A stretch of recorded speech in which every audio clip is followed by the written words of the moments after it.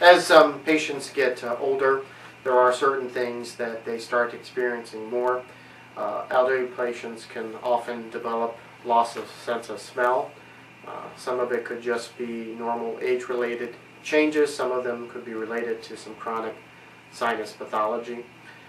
Also, as we get older, we tend to have more problems with runny, drippy nose. A lot of it has to do with normal age-related changes to the nerve supply of the nose, which tends to make our nose more sensitive to hot or cold foods, spices, pollutants in the air, and patients often complain that their nose always seems to run, drip in the front or down the back of their throat. There are some medical treatments that can be very helpful, some sprays that you have to use daily, some treatments that you can use as needed, which can help improve the quality of life. Typically, patients who are young suffer with allergic rhinitis. As you get older, most people tend to have less problems with their allergies.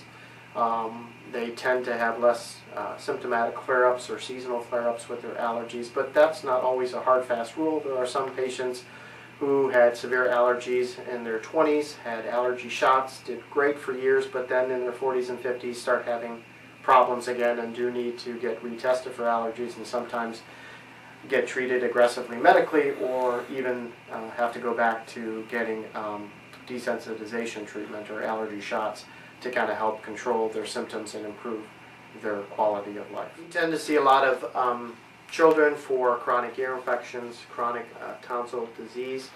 The American Academy of Otolaryngology has set forth guidelines as to when it's appropriate to proceed with surgery.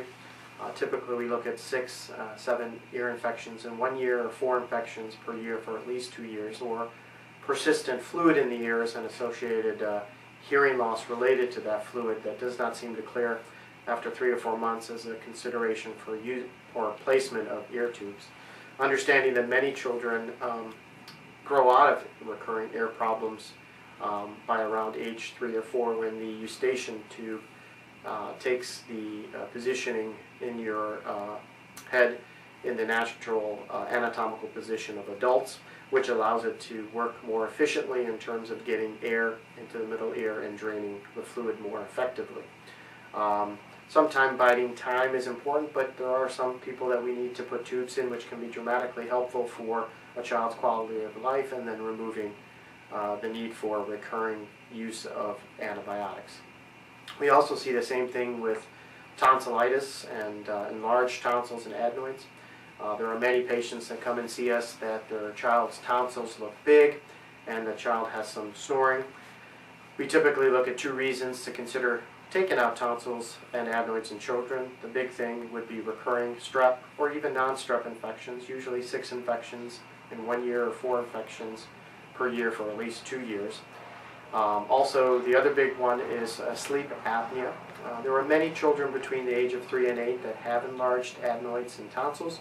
A lot of it has to do with the size of their normal nasal and oral cavity, and eventually as they get older the tonsils may get smaller, or the size of the oral cavity gets bigger and the tonsils take up less space, and a lot of the snoring symptoms do resolve. Typically, snoring is not a big reason for us to take out the tonsil adenoids, but if they're having a lot of sleep problems, it can affect their ability to gain weight, to eat, and to perform effectively in school. And those are the children that we often lead to taking out tonsils and adenoids to improve their sleep and their quality of life during the day. Any type of surgical procedure has some complications. Taking out the tonsils is not going to impact their immune system or their ability to fight infections, but can actually help improve their quality of life by reducing the number of missed days at school, reducing the number of days that they're on antibiotics because of recurrent infections. I use a coblation device to remove tonsils and adenoids, which tends to have less deep penetration into the throat tissues, which has been shown in children to decrease the risk of pain after surgery, to allow children to be able to eat and drink better, and minimize dehydration and other complications from tonsillectomy.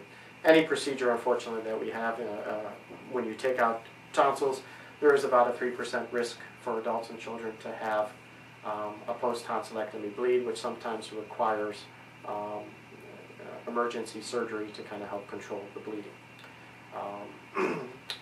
Typically, adults, we do see some trouble with chronic tonsillitis.